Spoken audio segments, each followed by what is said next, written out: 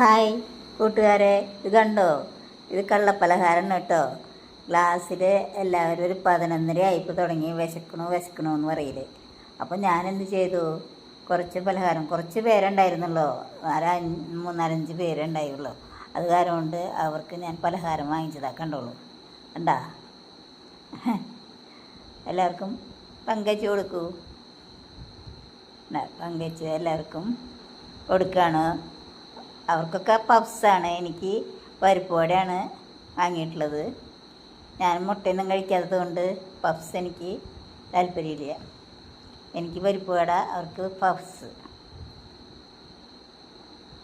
ജോലി ചെയ്താൽ മാത്രം പോരല്ലോ, എന്തെങ്കിലും കഴിക്കണ്ടേ.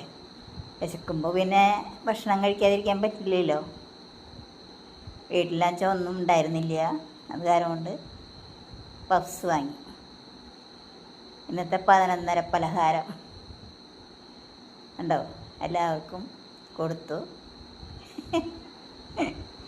ഞങ്ങളെല്ലാവരും കൂടി കഴിക്കാൻ പോവുകയാണ്. എനിക്ക് പരിപ്പ് വട കഴിക്കുകയാണ് കേട്ടോ.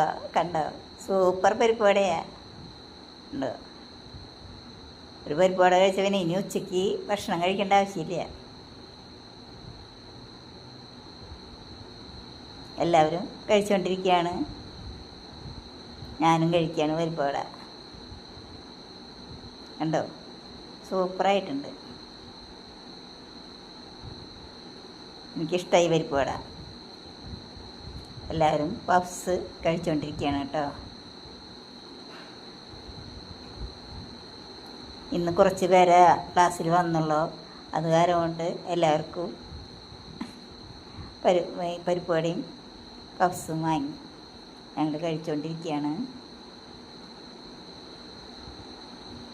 ഇടയ്ക്ക് അങ്ങനെയൊക്കെ വേണമല്ലോ, ഒരു സന്തോഷം.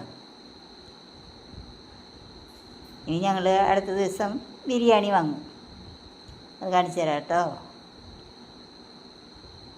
കുറച്ച് പേരായതുകൊണ്ടേ എല്ലാവർക്കും കഴിക്കാനൊരു ഇൻട്രസ്റ്റ് ഇല്ല. അപ്പോൾ എന്തെങ്കിലും കഴിക്കാമെന്ന് വിചാരിച്ച് വാങ്ങിയിട്ടാണ് പരിപ്പ് വട. സൂപ്പർ പരിപ്പ് വട കേട്ടോ. എന്തായാലും